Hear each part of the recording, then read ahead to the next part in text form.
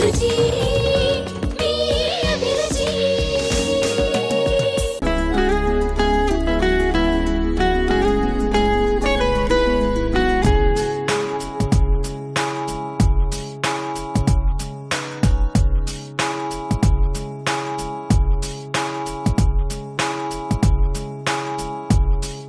So రాజు గారు ఈ రోజు గుమగుమలు ఏం వెరైటీతో రెడీగా ఉన్నారు? ఈ రోజు ఒక చైనీస్ వెరైటీ అండి. ఓ మాకరోని సెజువాన్ రైస్. మాక్రోనీ సెజువాన్ రైస్. అవునండి. ఓకే, మాక్రోనీ అంటే నేను జనరల్ గా మనం ఓన్లీ మాక్రోనీ చేస్తూ ఉంటాం కదా. సో రైస్ తో పాటు వాటిని కూడా ఇస్తున్నాం. ఓ కొన్ని రకాల మనకి చైనీస్ రెస్టారెంట్స్ లో నూడిల్స్ ప్లస్ రైస్ కాంబినేషన్ కూడా దొరుకుతుంది. సో ఇక్కడ మనం మాకరోని కాంబినేషన్ లో చేస్తున్నామండి. ఓ నైస్. గుమగుమల్లో మాక్రోనీ సెజువాన్ రైస్.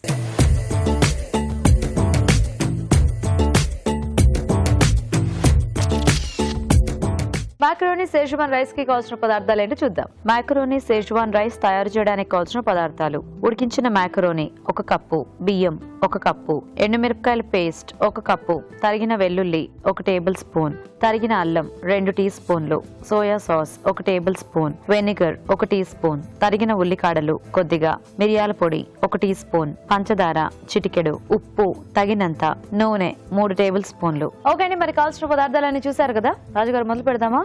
ఓకేనండి. సో ముందుగా ఏంటంటే మనకు ఈ షెజ్వాన్ సాస్ లో వెల్లుల్లి కొంచెం ఎక్కువగా పడుతుంది.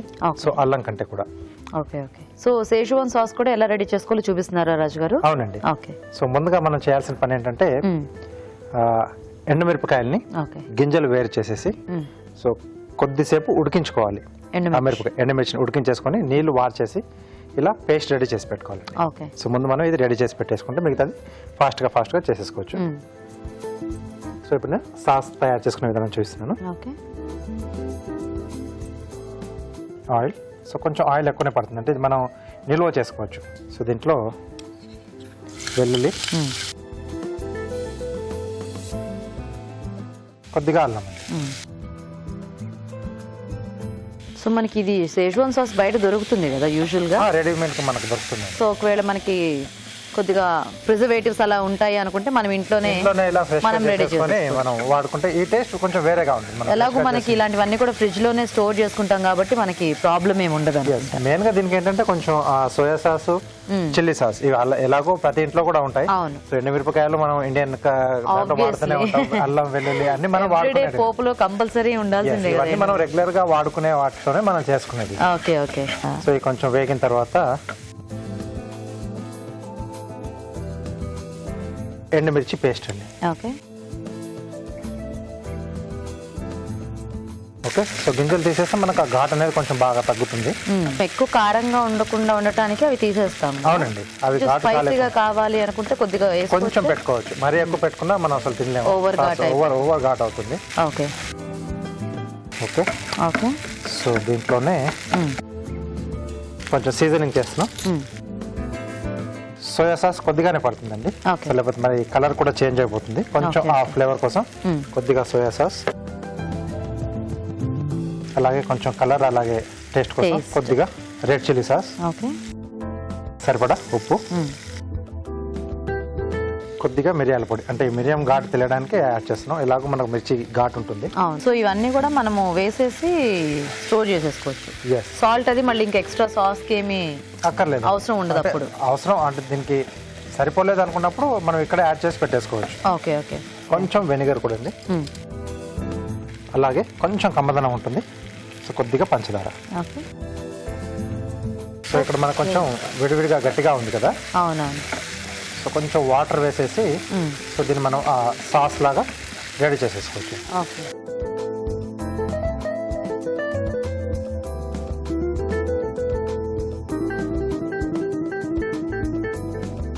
ఓకే. సో ఇది కొంచెం మరిగి మనకు ఆయిల్ కొంచెం బాగా ఫ్లోట్ అవుతూ ఉంటే అప్పుడు తీసేసుకోవచ్చు. ఓకే ఓకే అండి. మరి ఇక్కడ సెజువాన్ సాస్ రెడీ అవుతుంటుంది. ఈలోగా మనం చిట్కా చూద్దాం.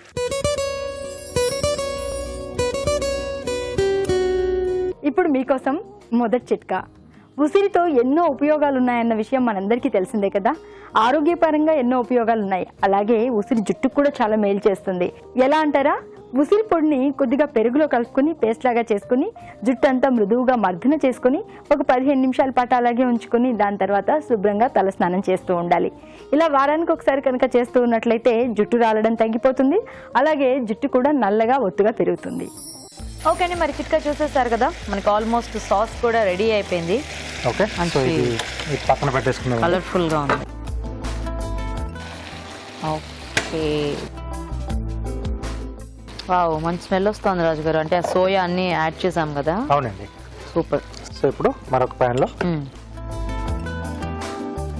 కొద్దిగా ఆయిల్ వేసుకొని తరిగిన ఉల్లిపాయలు.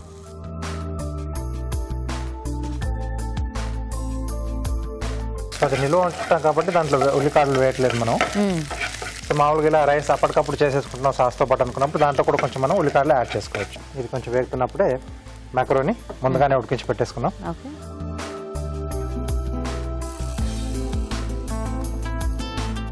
సో కొంచెం ఉడికించేటప్పుడు ఆయిల్ అది వేస్తే మనకి ఇవి అంటుకోకుండా ఉంటాయి. బాగా సో వస్తుంది. చిన్న టిప్ అది. సో అలాగే వేడి నీళ్ళలో తీయగానే వెంటనే మళ్ళీ చల్ల నీళ్ళలో ట్రాన్స్ఫర్ చేసేసాలి. సో దానికి ఉన్న కొంచెం స్టార్చ్ అది ఉంటుంది కదా, సో వెళ్ళిపోతుంది. సో మనకి రైస్ క్వాంటిటీకి సరిపడా సాస్. ఓకే, సో మనకి సాస్ రెడీగా ఉంటే డిష్ చాలా ఫాస్ట్గా అయిపోతుంది కదా. చాలా ఫాస్ట్గా. సో ఇక్కడ మాకరోని తర్వాత రైస్ కూడా యాడ్ చేస్తున్నాం కదా. అవును. సో వాటికి కూడా సరిపడా ఉప్పు. ఓకే,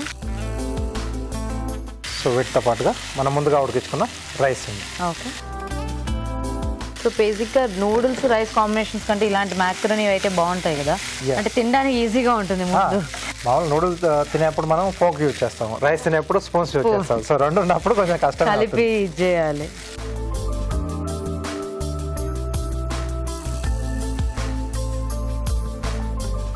కొద్దిగా ఉల్లిపాయలు,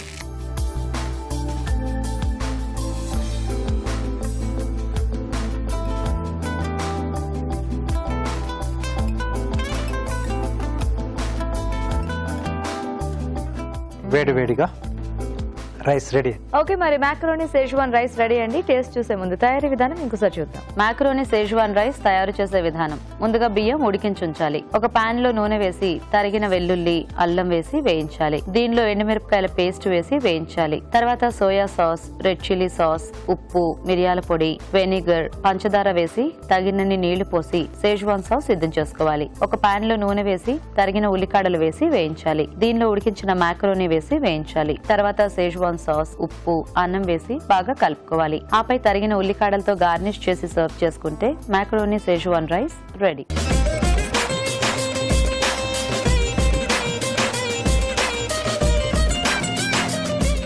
ఓకే అండి, మరి తయారీ విధానం చూసారు కదా. తీసుకోండి రాజు గారు.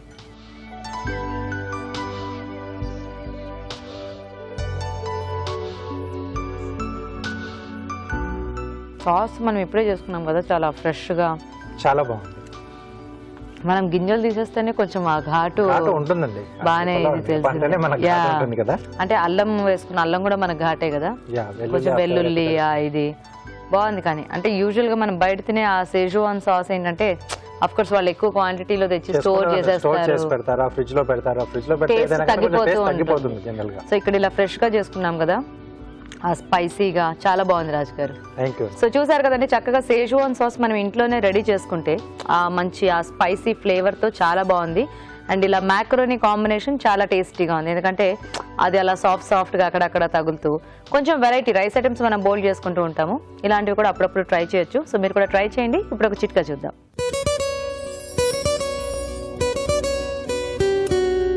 ఇప్పుడు మీకోసం ఇంకో చిట్కా.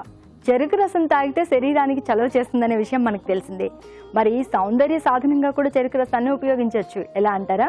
చెరుకు రసంలో కొద్దిగా గోధుమ రవ్వ కలుపుకొని పేస్ట్ లాగా చేసుకుని చేతులంతా కూడా మృదువుగా మర్దన చేసుకుని ఒక 20 నిమిషాల తర్వాత వాష్ చేసుకుంటూ ఉన్నట్లయితే చేతుల మీద ఉన్నటువంటి డెడ్ స్కిన్ అంతా పోతుంది. అక్కడ ఉన్నటువంటి చర్మం అంతా కూడా మృదువుగా ఆరోగ్యంగా ఉంటుంది.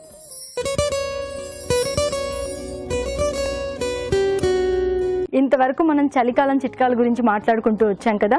వేసవి వచ్చేస్తోంది. మరి ఇంకా వేసవి కాలంలో మొహం ఎన్నిసార్లు కడిగినా కూడా జిడ్డు కారుతూనే ఉంటుంది. అలాగే ఎండకు కాసేపు అలా తిరిగి వచ్చామనుకోండి, చాలా అలసటగా అనిపిస్తుంది. అక్కడ మొహం మీద ఉన్నటువంటి స్కిన్ అంతా కూడా కాస్త ఎండకు కందిపోయినట్టుగా అనిపిస్తుంది. ఈ బాధలన్నీ తగ్గాలంటే ఒక చక్కటి చిట్కా చెప్తాను, ఫాలో అయిపోండి. ఏం లేదండి, కనీసం వారానికి ఒకసారైనా ఈ వేసవి కాలంలో కూలింగ్ ఫేస్ ప్యాక్ కనుక వేసుకున్నట్లయితే ముఖం కూడా బాగా తేటపడుతుంది. అలాగే ఎండలో తిరిగి వచ్చి అలసిపోవడం వల్ల రిలాక్సేషన్ కూడా కలుగుతుంది. ఇంకా చర్మం తేటగా క్లీన్గా తయారవుతుంది.